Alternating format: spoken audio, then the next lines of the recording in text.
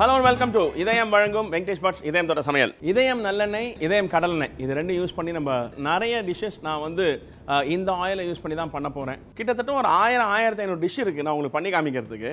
நிறைய பேர் நீங்கள் கேட்குற ஐட்டம்ஸ் எல்லாம் வந்து வியூவர்ஷிப் வந்து கம்மியாக இருக்கிற மாதிரி டிஷ்ஷஸ் கேட்குறீங்க. ஸோ நான் வந்து ஐ எம் செலக்டிங் ஒரு அட்லீஸ்ட் ஒரு 200 வீடியோ, ஃபஸ்ட்டு 200 வீடியோ காமனாக ஜனங்க வீட்டில் டெய்லி சமைக்கிற மாதிரி டிஷ்ஷஸ் பண்ணி காட்டணும்னு நான் வச்சுருக்கேன். நடுவில் கண்டிப்பாக நான் எக்ஸாட்டிக் டிஷ்ஷஸ் போடுறேன். எப்படி அந்த தம் பிரியாணி போட்டோமோ, எப்படி அந்த பன்னீர் டிக்கா போட்டோமோ அது மாதிரி கண்டிப்பாக நடுவில் ஒரு எக்ஸாட்டிக் அந்த கலவுட்டி கபாப் மாதிரிலாம் வந்து நடுவில் எக்ஸாட்டிக் டிஷ்ஷஸ் காண்டினென்டல் கேட்குறீங்க, சைனீஸ் கேட்குறீங்க. ஒரு வியூவர் வந்து வாங்கி பாத் கிட்டத்தட்ட நான் 50 வாட்டி கேட்டுட்டேன். ஒவ்வொரு வீடியோக்கும் ஒரு வாங்கி பாத் வேணும்னு கேட்பேன். நான் பார்த்துட்டு இருக்கேன், கண்டிப்பாக செய்கிறேன். பட் அதுக்கு முன்னாடி சில டிஷ்ஷஸ் எல்லாம் நான் லைன் அப் பண்ணி வச்சுருக்கேன். அந்த டிஷ்ஷஸ் எல்லாம் முடிச்சுட்டு உங்கள் லிஸ்ட்டுக்கு நான் செகண்ட் லிஸ்ட் பண்ணும்போது நான் அந்த டிஷ்ஷஸ் எல்லாம் போடுறேன். இன்றைக்கி இந்த இதயம் தொட்ட சமையலில் ரொம்ப காமனாக நிறைய பேர் என்கிட்ட கேட்டது ஒரு நல்ல இட்லி மிளகா பொடி. ஸோ இந்த இட்லி மிளகா பொடியும் அது கூடவே ஒரு பொடி டாஸ்ட் இட்லி, ஒரு சின்ன மினி இட்லி போட்டு அந்த பொடி டாஸ்ட் இட்லி எப்படி பண்ணுறதுன்னு கற்றுக் கொடுக்குறேன். ஒரு ஃபேண்டாஸ்டிக் இட்லி மிளகா பொடி. இது இட்லிக்காகட்டும், தோசைக்காகட்டும், சில சமயம் சாதத்துக்கும் நெய் விட்டு இதை கலந்து சாப்பிட்லாம். நான் வந்து இதில் பூண்டு போடாமல் பண்ணி காட்டுறேன். சில பேர் வந்து இதே ரெசிப்பியில் பூண்டை லைட்டாக வதக்கி இது கூட சேர்த்து அரைச்சிடுவாங்க. ஸோ பூண்டு போட்டும் பண்ணலாம். ஸோ அது வந்து சாதத்துக்கு சாப்பிடும்போது ரொம்ப நல்லாயிருக்கும். பூண்டு போட்டு பண்ணும்போது தோலோடு சேர்த்து வதக்கி போட்டு இந்த பவுடர் பண்ணும்போது இந்த பவுடர் அந்த பூண்டு சேர்த்து பவுடர் பண்ணிவிடுவாங்க. அது ஒரு ரெசிபி. பட் நான் இன்றைக்கி இங்கே பண்ணுறது பூண்டு பண்ணாத ஒரு இட்லி பொடி.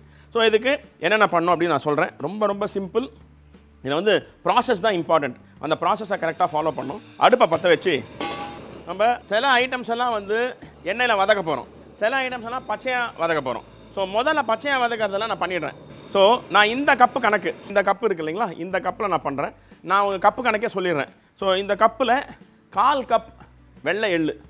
நான் வெள்ளை எள்ளு போட்டு பண்ணுறேன். நீங்கள் கருப்பு எள்ளு கூட போட்டு பண்ணலாம். வாங்கும்போது நல்ல சம்மந்தி எள்ளுன்னு சொல்லி இதயம் கிடைக்குது. ஒரு பருக்க மண்ணு கூட இருக்காது. ஸோ அந்த அளவுக்கு ஹைஜீனிக்லி க்ளீன்டு சம்மந்தி எள்ளுன்னு சொல்லிட்டு இதயம் கம்பெனி ரொம்ப நல்லா இருக்குது, க்ளீனாக இருக்குது. ஸோ சுத்தம் பண்ண வேண்டிய அவசியமே இருக்காது. அந்த அளவுக்கு ஒரே ஈவன் சைஸ் எள்ளாக இருக்கும். ஸோ அது கிடச்சதுன்னா அது யூஸ் பண்ணுங்கள். ரொம்ப நல்லா இருக்குது. வெள்ளை எள்ளு நான் போட்டு பண்ணுறேன், நீங்கள் கருப்பு எள்ளு கூட போட்டு பண்ணலாம். ஸோ வெள்ளை எள்ளு 1/4 கப். இதை பொறுமையாக பொரிக்கணும்.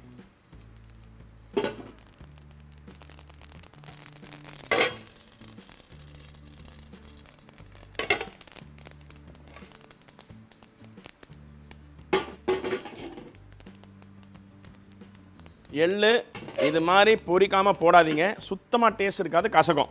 ஸோ தயவு செஞ்சு எள்ளு யூஸ் பண்ணும்போது ஆயில் இல்லாமல் இது மாதிரி பொரிச்ச அப்புறமா போடுங்க. இது மாதிரி பாருங்கள், கலர் பாருங்கள். நான் போடும்போது வெள்ளையாக இருந்தது, இப்போ லைட் ப்ரௌன் கலர் ஆகிடுச்சு. இது மாதிரி பொறுமையாக பொரிஞ்ச எள்ளு 1/4 கப்பு எள்ளு போட்டோம். அதே 1/4 கப்பு கடலைப்பருப்பு. இதை கூட எண்ணெய் இல்லாமல் மிதமான சூடில் பொறுமையாக பொன் நிறமாக வர வரைக்கும் வறுக்கணும். இது வந்து ரொம்ப பொறுமையாக வறுக்கணுங்க. இவ்வளோ கடலைப்பருப்பு வறுக்கிறதுக்கு கிட்டத்தட்ட 3-4 நிமிஷம் மினிமம் ஆகும். 3-4 மினிட்ஸ் ஒரு நல்லா சூடாக இருக்கிற பேனில் போட்டாலே 3-4 நிமிஷம் ஆகும். நீங்கள் சூடு இல்லாத பேன் போட்டு கடலைப்பருப்பு போட்டிங்கன்னா கிட்டத்தட்ட ஒரு 7 நிமிஷம் வறுக்க வேண்டியிருக்கும். இது மாதிரி ரோஸ்ட் பண்ண வேண்டியிருக்கும். ஸோ நான் இங்கே சூடான பேனில் போட்டதுனால ஒரு 4 நிமிஷம் இதை ரோஸ்ட் பண்ணுறேன். ஆன அளவுக்கு ஸ்லோ ஃப்ளேமில் பண்ணுங்கள். அப்பப்போ அடுப்புலேருந்து வெளியே எடுத்து அந்த பேனோட சூட்லேயே இது மாதிரி வறுக்கணும். ஏன்னா கலர் சீக்கிரமாக மாறி போச்சுன்னா அந்த நல்ல வறுபட்ட கடலைப்பருப்போட ஃப்ளேவர் வராது. அதில் இருக்கிற தண்ணி அம்சம், அதாவது மாய்ஸ்சர் கண்டென்ட் கம்ப்ளீட்டாக போகணும். அப்போ தான் அந்த இட்லி மிளகா பொடி வந்து நல்லா ஃபைனாக வரும். இதெல்லாம் வந்து ஒரு மாதத்துக்கு நீங்கள் வந்து செஞ்சு வச்சுட்டிங்கன்னா, ஏர்டைட் கண்டெய்னர் போட்டு வச்சுட்டிங்கன்னா ஒரு மாதத்துக்கு யூஸ் பண்ணலாம். அது பொடி தோசையாக இருக்கட்டும், பொடி இட்லியாக இருக்கட்டும், இல்லை வெறும் இட்லி தோசையாக இருக்கட்டும், இதுக்கெல்லாம் வந்து பிரமாதமான ஒரு ஈஸி சைட் டிஷ். காலங்காலத்தில் எந்திரிச்சு சட்னி அரைக்கிறதுக்கு டைம் இல்லையா, இந்த மாதிரி ஒரு மிளகா பொடி இருந்தால் போதும், ஃபென்டாஸ்டிக்காக இருக்கும். இந்த மாதிரி கடலைப்பருப்பு வதக்கிடுங்க. அடுத்தது எள்ளு எவ்வளோ போட்டிங்க, கடலைப்பருப்பு அதே அளவு போட்டிங்க. கடலைப்பருப்பு எவ்வளோ போட்டிங்களோ அதுக்கு 2 மடங்கு உளுத்தம்பருப்பு.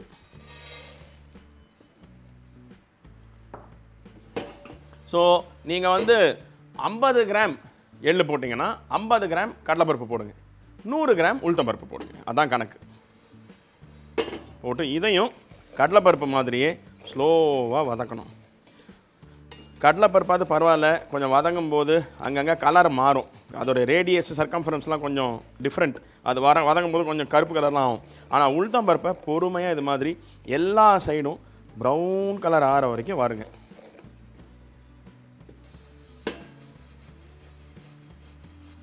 இந்த உளுத்தம்பருப்பு நீங்கள் எவ்வளோ பொறுமையாக குக் பண்ணுறீங்களோ, எவ்வளோ பொறுமையாக அது கலர் வருதோ, அந்த அளவுக்கு நீங்கள் பண்ணுற இட்லி மிளகா பொடியோட ஃப்ளேவர் ஜாஸ்தி இருக்கும். அதுதான் மோஸ்ட் இம்பார்ட்டன்ட் திங். இந்த 2 பருப்பு தான் மெயினே.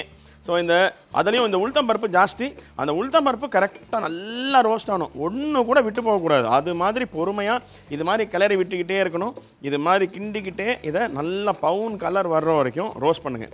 ஏன்னா இது நல்லா கலர் வந்தால் தான், எப்படி முறுக்குக்கு உளுந்து வந்து நல்லா ரோஸ்டான உளுந்து வேணுமோ அதே மாதிரி இந்த மிளகா பொடிக்கும் இது மாதிரி தான். ஒரு நல்ல ரோஸ்டான உளுத்தம்பருப்பு இருந்ததுன்னா ஃபென்டாஸ்டிக்காக இருக்கும் நம்ம மிளகா பொடி. கிட்டத்தட்ட ஒரு 10 நிமிஷமாக நான் இதை வறுத்துக்கிட்டு இருக்கேன். நியர்லி 10 மினிட்ஸ் ஸ்லோ ஃப்ளேமில் கொஞ்சம் கூட விடாமல் கிண்டிக்கிட்டே இருக்கேன். ஸோ தட் எங்கேயுமே கருப்பாயிடக்கூடாதுன்றதுக்காக கிண்டிக்கிட்டே இருக்கேன். அந்த எல்லா உளுந்தும் அந்த பேனில் டச் ஆகி ரோஸ்ட் ஆகணுன்றதுக்காக கிண்டிக்கிட்டே இருக்கேன். பாருங்கள்,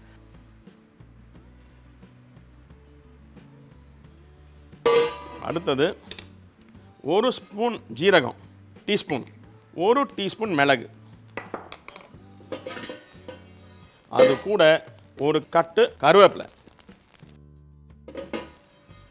1 டீஸ்பூன் மிளகு, 1 டீஸ்பூன் ஜீரகம், 1 கட்டு கருவேப்பிலை. இதையும் நல்லா ட்ரையாக ரோஸ்ட் பண்ணிங்க.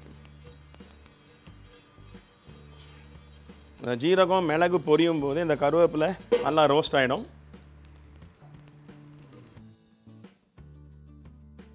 இது இதில் போட்டேன். இப்போது 1 டேபிள் ஸ்பூன் நல்லெண்ணெய், இதயம் நல்லெண்ணெய் யூஸ் பண்ணியிருக்கேன். அந்த இதயம் நல்லெண்ணெயில் 1 டேபிள் ஸ்பூனில் கேஸ் ஸ்லோ பண்ணிங்க. கட்டி பெருங்காயம் இது மாதிரி பிச்சு ஒரு 25 கிராம். இந்த எண்ணெயில் இந்த கட்டி பெருங்காயம் எல்லா இடத்துலையும் பட்டு நல்லா வறுபடணும். அப்படியே கரகரகரன்னு ஆகிடும். அந்த கோந்து மாதிரி இருக்கிற பெருங்காயம் கிறிஸ்பி ஆகிடும். அந்த லெவலுக்கு இதை வறுபடணும். இது மாதிரி எல்லா பக்கமும் ரோஸ்ட் ஆகிற மாதிரி இதை வருங்க. ஒரு 25 கிராம். நான் சொன்ன அந்த 50 கிராம் 100 கிராம் கணக்குக்கு ஒரு 25 கிராம் பெருங்காயம். இது கிட்டத்தட்ட ஒரு 3-4 நிமிஷம் நல்லா ஸ்லோ ஃப்ளேமில் 3-4 நிமிஷம் வதங்கணும். ஏன்னா இது நல்லா வதங்கினா தான் நீங்கள் மிக்சியில் போட்டு பொடி பண்ணும்போது இதுவும் சேர்ந்து பொடியாகும். இல்லைனா இது அங்கங்கே கட்டியாக இந்த ஈரத்தன்மை இருந்ததுன்னா இது சரியாக பொடி ஆகாது. ஸோ பொறுமையாக இதை நல்லா அந்த நல்லெண்ணெயில் இது மாதிரி எல்லா சைடும் கிறிஸ்பி ஆகிற மாதிரி வதக்குங்க. வதக்கி இதை ஆயில் இல்லாமல் ஆயிலேருந்து வடித்து இது மாதிரி அந்த மற்ற இன்க்ரீடியன்ஸ் கூட சேர்த்துருங்க. பாருங்கள், ஆயில் வந்து இந்த பேன்லேயே இருக்குது. ஆயில் இந்த பேனில் இருக்கா? இந்த ஆயிலில் இன்னும் ஒரு 1/2 டேபிள் ஸ்பூன் நல்லெண்ணெய், இதயம் நல்லெண்ணெய் போட்டுட்டு இந்த ஆயில் சூடான பிறகு கேஸை நல்லா ஸ்லோ பண்ணிவிட்டு இங்கே காஞ்ச மிளகா வச்சுருக்கேன். 1 2 3 4 5 6 7 8 9 10 11 12 13 14 15 தெகி, அதாவது பெடிகே சில்லி, இந்த மங்களூர் மிளகான்னு சொல்லுவாங்க கலர் கொடுக்கறதுக்கு, அது ஒரு 15 நம்பர். அது கூட 1 2 3 4 5 6 7 8 9 10, ஒரு 10 ரெகுலர் காஞ்ச மிளகா, நம்ம வர மிளகா, நம்ம தமிழ்நாட்டில் நம்ம சமையலுக்கு யூஸ் பண்ணுற இந்த வர மிளகா போட்டுட்டு கேஸை ஆஃப் பண்ணிவிடுங்க. அந்த மைல்டு சூடுலேயே இந்த மிளகா கலர் சேஞ்ச் ஆகக்கூடாது, பட் சேஞ்ச் ஆகாத அளவுக்கு இதை லைட்டாக அப்படியே வருங்க.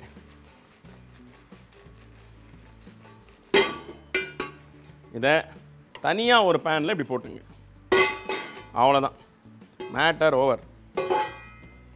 இதுக்கு இந்த இன்க்ரீடியன்ஸ் எல்லாம் இருக்குது தெரியுமா? நம்ம எண்ணெயே போடாமல் வதக்கணும்ல, அதில் இந்த மிளகாத்தூளுக்கு தேவையான உப்பு, ஒரு ஸ்பூன் உப்பு போட்டுட்டு முதல்ல மிக்சியில் இந்த மிளகா வந்து ஒரு 10 நிமிஷத்தில் சூடாறிடும்.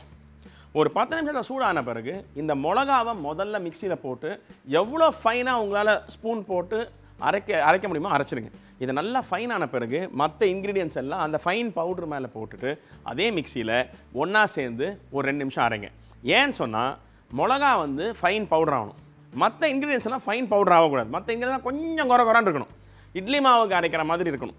ஸோ அந்த பவுடர் வந்து ஃபைனாக இருக்கக்கூடாது, கோர்ஸ்ன்னு சொல்லுவாங்க, கோர்ஸ் பவுடர். அந்த கோர்ஸ் பவுடர்னா கொஞ்சம் கரகரான்னு இருக்குது. மற்ற இன்க்ரீடியன்ஸ் எல்லாம் கொஞ்சம் கரகரான அரைக்கணும் பருப்பு வகைங்க. இது மட்டும் பவுடராக அரைஞ்சால் தான் உங்களுக்கு கலர் பிரைட்டாக வரும். ஸோ இது ஒரு 10 நிமிஷம் ஆறின பிறகு இதை முதல்ல பவுடர் பண்ணிவிட்டு அது கூடயே இந்த இன்க்ரீடியன்ஸை போட்டு நான் பவுடர் பண்ணி உங்களுக்கு மிளகா பொடி எப்படி வந்திருக்குன்னு காட்டுறேன். பாருங்கள் எப்படி ட்ரையாக அந்த அந்த மிளகா வந்து ஃபுல்லாக அரைஞ்சி அந்த பருப்பு வகைங்க மட்டும் அப்படியே கரன்னு வாயில் கிடைக்கும். அந்த அதுவும் அந்த உளுத்தம் பருப்புலாம் வந்து நல்லா வறுப்பட்டு இருந்ததுன்னா வாயில் கிடைக்கும் போது கரன்னு வரும், அவ்வளோ நல்லாயிருக்கும். ஸோ ஒரு ஃபென்டாஸ்டிக் இட்லி பொடி. இதில் வந்து ரொம்ப நல்லது உடம்புக்கு. இதில் வந்து எந்த அடிட்டிவ்ஸும் கிடையாது. ப்ரோட்டீன்ஸுக்கு வந்து தால் இருக்குது, காஞ்ச மிளகா இருக்குது, வெறுங்காயம் டைஜஷனுக்கு இருக்குது, ஜீரகம் மிளகு வந்து பேலன்ஸ் அவுட் பண்ணுறதுக்கு இருக்குது, கேஸ் இருந்து அதை பேலன்ஸ் அவுட் பண்ணுறதுக்கு இருக்குது. இதை நல்லெண்ணெய் கலந்து சாப்பிட்டிங்கன்னா இதை விட ஹெல்தி. தேங்காய் சட்னி விட இது ஹெல்தி. தேங்காய் சட்னி அது கொஞ்சம் ஜாஸ்தி சாப்பிட்டா தேங்காய் நம்மளுக்கு வந்து சில பேருக்கு ஆகாது. பட் இது வந்து ரொம்ப ஹெல்தி. காஞ்ச மிளகா உங்கள் காரத்துக்கு ஏற்ற மாதிரி கொஞ்சம் மேலேயோ கீழேயோ நீங்கள் வந்து குறைச்சி ஏற்றிக்கலாம். ஸோ உங்கள் சௌரியம். ஸோ ஒரு ஃபென்டாஸ்டிக் இட்லி பொடி ரெடி ஆகிடுச்சு. இப்போது ஒரு பொடி டாஸ்ட் இட்லி எப்படி பண்ணுறதுன்னு உங்களுக்கு கற்றுக் கொடுக்குறேன். இந்த பொடி டாஸ்ட் இட்லிக்கு முதல்ல 1 2 3 ஒரு 2.5 டேபிள் ஸ்பூன் வச்சிங்களேன், 3 வேண்டாம், 2.5 டேபிள் ஸ்பூன் நல்லெண்ணெய். இந்த நல்லெண்ணெய் சூடான பிறகு ஒரு 1/2 ஸ்பூன் கடுகு. பொறுமையாக அந்த கடுகு வந்து பொரியட்டும். இந்த கடுகு நல்லா பொரிஞ்சிருச்சு. இப்போது சும்மா ஒரு 4-6 கருவேப்பிலையை இது மாதிரி கிள்ளி அது மாதிரி போடுங்க. கிள்ளி போட்டுட்டு கேஸை கம்ப்ளீட்டாக ஸ்லோவில் வச்சுருங்க. ஸ்லோவில் வச்சு நம்ம பண்ணி வச்சுருக்கிற இந்த மிளகா பொடி இருக்குல்ல, இதில் வெறும் ஒரு 1/2 ஸ்பூன் போடுங்க. நிறைய போடாதீங்க, 1/2 ஸ்பூன் போட்டுட்டு இங்கே ஏற்கனவே வேக வச்சுருக்கிற இட்லி இதில் கொட்டிடுங்க. கொட்டிட்டு ஒரு டாஸ் பண்ணுங்கள். அந்த எண்ணெய் நிறைய இருக்கும், அந்த எண்ணெய் அந்த மிளகா பொடி இருக்கும், அதுக்கு மேலே இந்த ட்ரை மிளகா பொடியை இது மாதிரி தூவிட்டே வாங்க. இது மாதிரி டாஸ் பண்ணிக்கிட்டே இதை தூவிட்டு வாங்க. அப்போ என்ன ஆகும், அந்த எண்ணெயில் அது அப்படியே அது மேலே இட்லி மேலே ஃபுல்லாக ஒட்டிக்கும். அவ்வளோதான், ஒரு சூப்பர் பொடி இட்லி. நம்ம செஞ்ச அதே மிளகா பொடியில் ஒரு பொடி டாஸ்ட் இட்லி. அந்த டெக்னிக் வந்து நம்ம முதல்ல ஆயிலில் கொஞ்சோண்டு பொடியை தூவிட்டு உடனே இட்லியை போட்டுடணும். போட்டு இந்த ட்ரையாக இருக்கிற பொடியை மேலே தூவினே வரணும். அப்போ தான் வந்து அது கரெக்டாக ஒட்டும். நீங்கள் ட்ரையாக பவுடர் மட்டும் வெறும் முதல்ல எல்லா பவுடரையும் போட்டு எண்ணெயில் அதுக்கப்புறம் இட்லியை மிக்ஸ் பண்ணிங்கன்னா இட்லி அங்கங்கே வெள்ளையாக இருக்கும், அங்கங்கே பொடி ஒட்டின்னு இருக்கும், நிறைய இடத்துல ஒட்டாது. இது மாதிரி ஈவன் கோட்டிங் வேணும்னா முதல்ல ஆயிலில் லைட்டாக பொடியை போட்டு டாஸ் பண்ணிவிட்டு அதுக்கு அடுத்தது ட்ரை பொடியை போட்டு இது மாதிரி டாஸ் பண்ணணும். அப்போது இந்த ஹோட்டல்லலாம் கொடுக்குற மாதிரி பொடி இட்லி தயார். ஒரு ஃபேண்டாஸ்டிக் இட்லி மிளகா பொடி உங்களுக்காக, அது கூட ஒரு பொடி toss idli. Venkatesh but style இதயம் தொட்ட சமையல். என்ஜாய்.